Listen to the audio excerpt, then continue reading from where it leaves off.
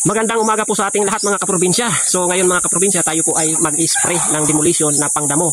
Herbicide po yun na pangdamo mga kaprobinsya.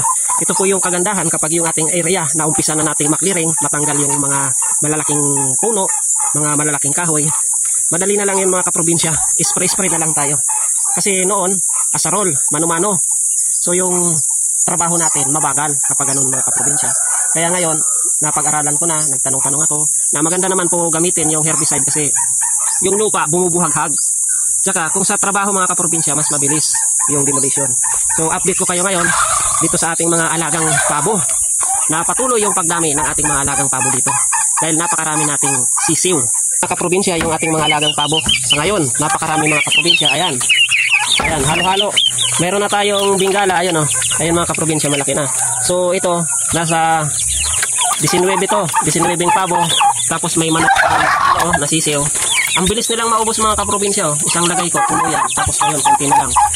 Ayan mga kaprobinsya. 19 po yan na pabo, isang bingala, isang manok na sisiw.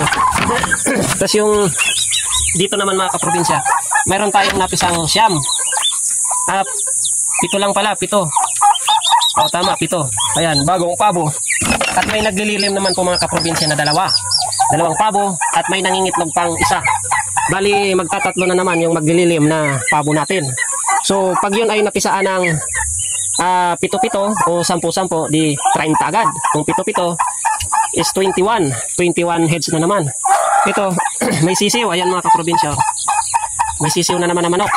Kaya patuloy po ang pagdami ng ating mga alaga dito. Ito naman bingala, manok yung naglililim pero bingala yung itlog na nilagay ko dyan mga kaprobinsya. Ayan, ito naman gustong mga itlog, gusto dyan magtumabi dyan sa naglililim. Update ko kayo mga kaprobinsya yung 13 na bingala na napisa na naman at maliliksi. Yung siyam pala mga kaprobinsya na bingala natin, siyam na unang na buhay natin, ay binigay ko sa mama ko kasi gusto rin nila doon sa kanilang area magkaroon ng bingala. May isang puti, tapos siyam lahat yon. So doon, pag lumaki yung mga yon, kasi pag yung ganito nakalaki, hindi na sigurado na yon, lalaki na, diretso na yon. Kasi ito mga kaprobinsya yung akin naman. Ito naman po yung mga bingala ko mga kaprobinsya, 13. May isa pang itik na buhay, sinama ko dyan, ayan o. Mga bingala yan. Yung sisiw, hinalo ko na dyan mga kaprobinsya. Pero 13 na bingala, dalawang puti. Ayan o, may dalawang puti na lumabas. May isang itik yan mga kaprobinsya. Isa lang yung nabuhay dun sa pinaliliman ko sa itik. Peste kasi itong mga alaga kong aso. Pag binitawan ko, ayan o, si Rambo. Pag binitawan ko sila, peste sa itlog. Ay mga kaprobinsya, ganun talaga challenge dito sa ating farm. Yung mga bagay na na-encounter natin sa ating farm. So yun yung mga na-encounter natin na problema. Merong bayawak, may uwak. Yung ating mga itik, nabawasan ng dahil sa uwak. Tapos yung yung kingfisher, kumakain yun ng isda. Tapos yung itik natin, pinagtitripan din. Bayawak, ayan, yung bayawak pumasok sa fish pond. Naka-rinse net siya. Mayroon labasan, isa lang. Tapos nilagyan ko ng shud, kung tawagin sa amin. Yung pag lumabas siya, matatalian yung liig niya. Diyan, nilagyan ko mga kaprobinsya. Para mahuli natin yon. Kasi predator sa ating mga alaga dito Tapos yung uwak, isa pa yon. Kaya nabawasan mga kaprobinsya. So ngayon, tayo ay mag-spray ng demolition dun sa pagtataniman natin ng talong. So let's go! So ayan mga kaprobinsya, lalagyan natin ng demolition. Mag-spray tayo ng demolition. Ito po ay herbicide na pangdamo mga kaprobinsya. Ang ilalagay po natin ay isa't kalahati na dito po sa lata ng sardinas. O kahit man lang sumobra ng konti sa isa. Ayan po mga kaprobinsya. Sa isang lata, pwede na po yun. Tapang na po yun mga kaprobinsya. Ayan. Demolition X.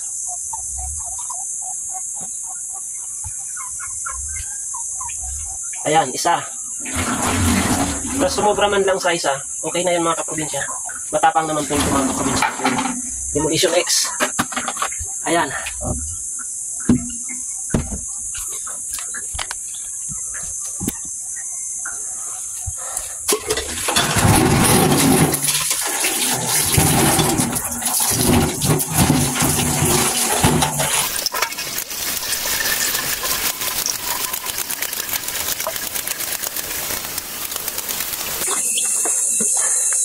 So ayan mga kaprobinsya, ito na yung sprayer mga kaprobinsya.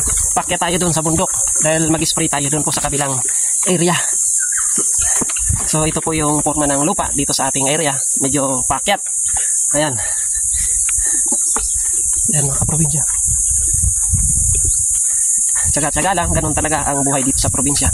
Kapag hindi ka naman magtyaga at magsipag, gutom ang abutin natin. Kaya ito, tsaga-tsaga lang.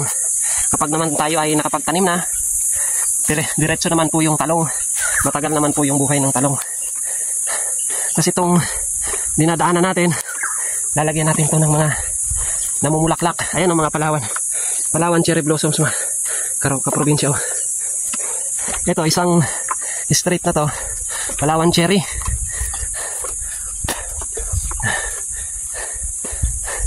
Ayan mga kaprobinsya. Mabigat din po kasi yung isang karga ng sprayer eh.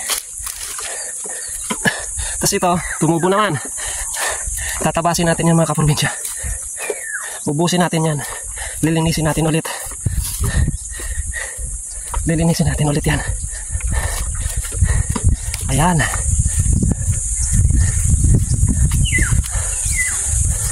So dito tayo mag-spray mga kaprobinsya. Sarap ng hangin. Sakto, walang araw. Ayan mga kaprobinsya, napakahangin dito.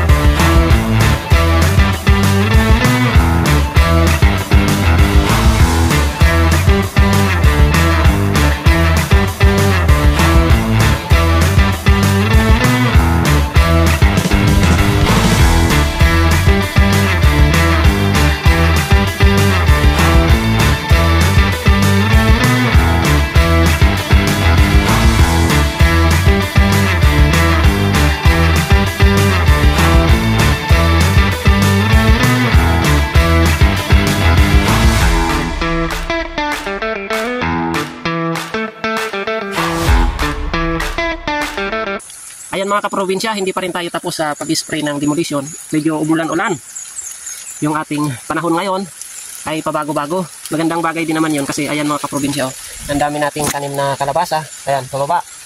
Tapos yung ating mais, saktong-sakto yan mga kaprobinsya na tumutubo na. Tumutubo na. Ngayon, didiligan niya. Ganon din yung ating kalabasa mga kaprobinsya. Napakagandang bagay yun para sa ating mga tanim yung ganitong panahon.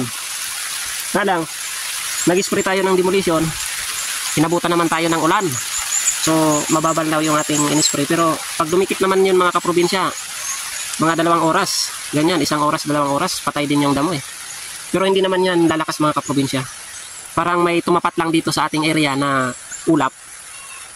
Kaya umulan. Ganun po yung panahon. Kapag may ulap, babagsak. Kahit konting ulap, babagsak niya. Ito na yung inaantay natin na makapagtanim ng malawakan. Dahil nga, tayo ay umaasa sa ulan, kaya ito yung pagkakataon na to na tayo ay makapagtanim ng malawakang maisan, tanim ng mga gulay tulad ng kalabasa, talong, sili, sitaw, kahit anong tanim mga kaprobinsya na pwedeng mabuhay dito sa ating area.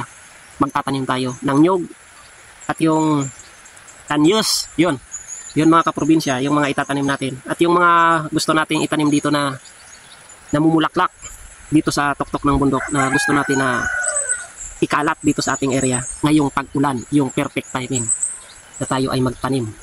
Patuloy pa rin yung ating pag-develop dito sa ating area tulad ng mahogani. Yan, magtatanim tayo ngayong tag-ulan ng mahogani. May mga portion lang mga kaprobinsya, may mga area lang na dapat tayong taniman kasi lumalaki po yung mahogani. Tapos yung mga minarkot natin na citrus, yon. Tapos yung ating sampalok, tapos yung kainito na minarkot natin, yung kalamansi na marami na minarkot natin. Ngayong tag-ulan mga kaprobinsya, ito yung tamang pagkakataon na maitanim natin, maitransplant natin yung ating mga minarkot. Patuloy pa rin yung ating pag-develop dito sa ating area. Hindi tayo titigil mga kaprobinsya. Hindi tayo titigil na ma-clearing yung ating area at mataniman para maging productive maging kapakipakinabang yung ating area mga kaprobinsya. Ayan, lumalakas yung ulan. So paano yan mga kaprobinsya? Hanggang dito na lang muna yung ating update dito sa ating mga gawain. Patuloy pa rin yung ating trabaho dito sa ating farm. Sana patuloy nyo akong suportahan. God bless, peace, bye.